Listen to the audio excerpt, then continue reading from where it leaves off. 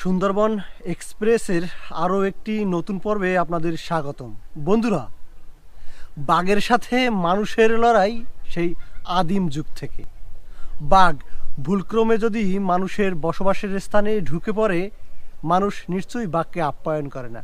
ঠিক তেমনি মানুষও যদি বাঘের ডেরায় ঢুকে পড়ে, বাঘ নিশ্চয়ই আপ্যায়ন করবে না, সে খাবার হিসেবে আক্রমণ করবে। এটাই স্বাভাবিক।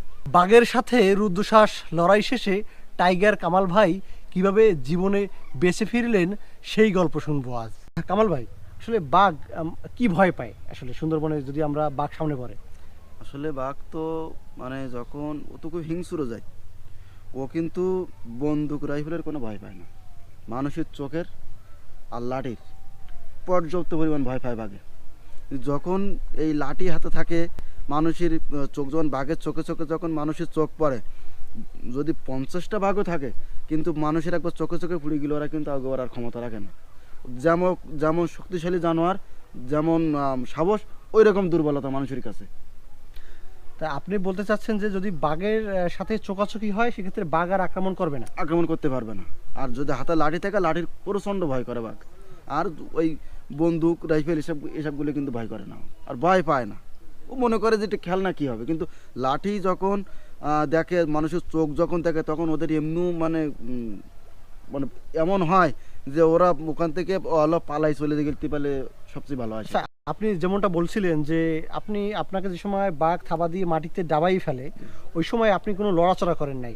এই লড়াচড়া না করলে কি বাঘ আক্রমণ করে না? এই দেখেন, যখন বিলাইতে ইঁদুর ধরে, তখন ইঁদুর যত নড়ে তত বিলাই খামসাই ধরে কিংবা কামড়াই ধরে। যখনই ইঁদুরটা শান্ত থাকে কিন্তু তখন বিলাইতে কিছু বলে না। তবে আমার যখন ধরেছে তখন তো সবই আমি আসলে বলতে পারতেছি, কিন্তু আমি যত নড়ো তত তো আমার কামড়াবে কিংবা খামসাবে, আমার বিভিন্ন জায়গা ক্ষত করবে। এই জন্য তো আমি ওর ভিতরে এই আর এমনভাবে রয়েছি, বাঘ মনে করেছে মারা গেছে। কিন্তু যখনই আসলে সাইডের ওনার চিলেফালা যখন আওয়াজ না আওয়াজই, তখন তো আমার আসলে যে বাঁচবো আমি বুঝতে পারিনি। তখনই দেখছি যে রেখে চলে গেছে। যখনই কামড়াই ধরতে হয়েছে, তখনই বাঘের গলাটাকে ধরছি। তখনই ওরে বলছি কাদা মার, চোখে কাদা মারছে। তখনই ওর মানে চোখের যন্ত্রণা আমার ছেড়ে দিয়ে চলে গেছে। তাইলে বোঝা গেছে যে যতক্ষণ সময় বাঘ বুঝতে পারে যে এই প্রাণীটা জীবিত আছে, তাইলে ওই টাইম পর্যন্ত সে আক্রমণ চালিয়ে যায়। যত সময় যে নড়বে, লড়াচড়া করবে, তত সময় খামসাবে, কামড়াবে। তার ভিতরে সে যত পরিমাণ তারে যে কীভাবে এর করা যায়, সেইভাবে সেই কাজটা করতে থাকবে। আচ্ছা, আপনার সাথে যে ছিল উনি কি হয় আপনার? আমার জামাই সম্পর্ক হয়, আমার বড় চাচার দোস্ত। আচ্ছা, ইনি অনেক সাহসী ছিল বিধায় উনি আপনাকে থেকে পালিয়ে যায় না। এরকম কাজ তো নিজের ভাইতে করে আর নিজের বাপে করে। এই যে আমার আনছে নিয়ে আসে, নিজের বাপে রক্তে ছাড়া এরকম কাজ করে না, কিন্তু সে আমার যা করেছে, আমি তার বাপের মতো আমি তো শ্রদ্ধা করি এখন। আচ্ছা, সে কি কতটুকু কাছে ছিল যে সময় বাঘ আক্রমণ করছে? যখনই এরকম আক্রমণ করেছে তখন এরকম ছিলাম, কিন্তু যখনই আমার ধরিয়ে বুকে তুলে তখন 5 থেকে 6 হাত তফাৎ ছিল। সে ওই যে আপনার যে বাঁচাইছে সে ছিল 5-6 হাত দূরে। আমার যখন ধরেছে তখন এরকম এক জায়গায় ছিলাম। ও আচ্ছা আচ্ছা, আমি যেরকম এক জায়গায় এরকম এক জায়গায় ছিলাম, কিন্তু যখনই আমার ধরিয়ে নিয়ে বুকে তুলে তখন ও 4-5 হাত একটু তফাতে চলে গেছে। ও আচ্ছা, তার ওই জায়গা দিয়ে ওই বাঘের কোনো লাঠি দিয়ে আঘাত করছে না, শুধু কাদাই মারছে? ওই শুধু কাদা মারছে। কাদা মারলে বাঘের 2 চোখ বন্ধ হয়ে গেছে। ও, 2 চোখ বন্ধ হওয়ার কারণে ও চোখে দেখে না বিধায় ও লাফ দিয়ে পালিয়ে গেছে, তাই তো? আচ্ছা, এরপরে আপনি আসলেন কিভাবে? এরপর ওইখান থেকে উনি আমার ছাড়িয়ে নিয়ে নৌকা নিয়ে আসলো। নৌকায় নিয়ে এইখানে এই যে 4 নম্বর লজগাছ যে পল্টন, এই পল্টনে এইখান থেকে রাস্তা দিয়ে ডাইরেক্ট। কত টাইম লাগছে আসতে, আর রক্তটা কিভাবে থামাইলেন? 2 ঘন্টা প্রায় 40 থেকে 45 মিনিট লাগছে। আচ্ছা, এই যে রক্ত বের হয়েছিল, ও তো বেরিতেই আছে। আমার ব্যান্ডেজ করেছে খুলনা আড়াইশি বাড়ি, এর ফলে কোনো ব্যান্ডেজ করিনি আমার। ও আচ্ছা আচ্ছা, তাহলে আপনাকে প্রাথমিক পর্যায়ে ওই জায়গায় ট্রিটমেন্ট শুরু হয়েছে, মূল ট্রিটমেন্ট শুরু হয়েছে কত ঘন্টা পরে? মূল ট্রিটমেন্ট শুরু হয়েছে আমার প্রায় 7 ঘন্টা পরে যে মূল ট্রিটমেন্ট শুরু হয়েছে আমার। ও আচ্ছা আচ্ছা, তো এলাকার লোকজন তো ভাবছে আপনি বাঁচবেন না, আপনি নিজের অনুভূতি কি ছিল ওই সময় যে আপনি বাঁচবেন কি? আসলে যখনই আমার এই ক্ষতটা হয়েছে তখনই আমি তো আসলে এরকম চোখটা বন্ধ ছিল, আমার চোখটা এইটা ছেড়ে চলে গেছিলো, আর এটা কাদামাকি মুখটুক বুড়ো হয়ে গেছিলো। আমার নিজের ভরসা ছিল যে আমি বাঁচবো। তো ওই সময় আসলে আমার মনে চাইনি যে আমি বাঁচবো। যা হোক, আল্লাহ পাকের ইচ্ছায় আল্লাহ রহমত করেছে। আমার যখনই ট্রিটমেন্ট একটা শুরু হয়েছে তখনই আস্তে আস্তে ধীরে ধীরে আমার সুস্থর মধ্যে আল্লাহ রহমত ইনশাল্লাহ আইছে। আচ্ছা, আপনার যে এই যে দাগগুলো, এগুলো কিসের দাগ? এই সবগুলো থাবার দাগ। এই যে এখানে দেখছেন এটা, এই যে হ্যাঁ হ্যাঁ এটা এটা কিন্তু থাবার দাগ। এখান থেকে করছে এটা কিন্তু থাবার দাগ, ইয়াওটা কিন্তু থাবার দাগ। এখানে একটা আছে, এর একটা আছে, এইখানে আর একটা আছে, সবই কিন্তু থাবার দাগ। আচ্ছা কত মাস আপনি ট্রিটমেন্ট করে আপনি স্বাভাবিক জীবনে আসছেন? আমি খুলনা আলিশে পড়েছিলাম আপনার 3 মাস। 3 মাস পরে এখান থেকে ফুল সুস্থ।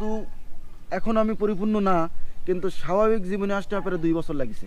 আপনার তো এখন বর্তমানে চোখে একটু সমস্যা আছে। ও একটু সমস্যা না, চোখের মেলা সমস্যা, চোখ দিয়ে পানি আসতেছে, চোখ দিয়ে 24 ঘন্টা পুষ আসতেছে, আপনার চোখ জ্বালা যন্ত্রণা করতেছে। এই জন্য কিন্তু আমি নিজে কোনো কাজ কামই ঠিক মতো করতে পারিনি। আচ্ছা, আপনি কি ওই আক্রমণের পরে আর কোনো সময় সুন্দরবনে গেছিলেন? হ্যাঁ, আমি এখনো সুন্দরবনে যাই। সুন্দরবনে যান কি পরিবারের জীবিকার জন্য? আসলে আমার সংসারে প্রায় 6টা-7টা লোক, কিন্তু তাদের তো আমার আব্বা মারা গেছে, কিন্তু তাদের তো আমার খাওয়াই ফুরাই নিয়ে যেতে হবে।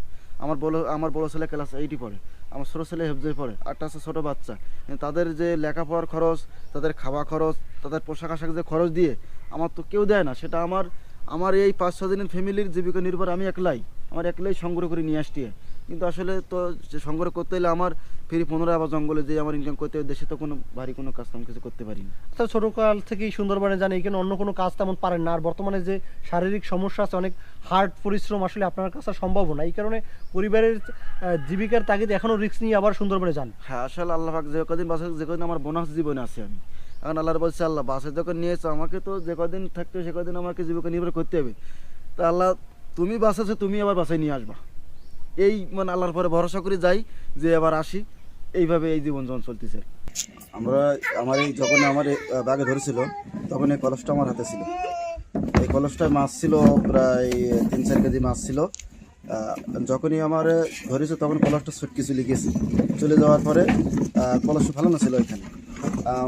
আমার ধরে জায়গায় রাখছিল, তারপরে এখান থেকে আমার নিয়ে এসে আনার পরে আরেকজনটা গেছিলো মধু সংগ্রহ করতে যে এই কলসটা পাইছিল। তারা বলছে যে এখানে তো কামালরে বাঘে ধরছিল, তো সে কলসটা দেখতেছে, কলসটা নিয়ে যায়, কলসটা এখান থেকে আমার বাড়ি ওনারা মানে তারা নিতেছিল। সেখান থেকে মানে আমার একটা স্মৃতি হিসেবে আমি এটা রাখছি। মানে যখনই খারাপ লাগে এই কষ্টটার দিকে তাকালে মনে খুব খারাপ লাগে, কষ্ট লাগে, একটা স্মৃতি হয়ে রেখে দিছে এটা আমি আসলে আর কি। ধন্যবাদ কামাল ভাই আপনাকে।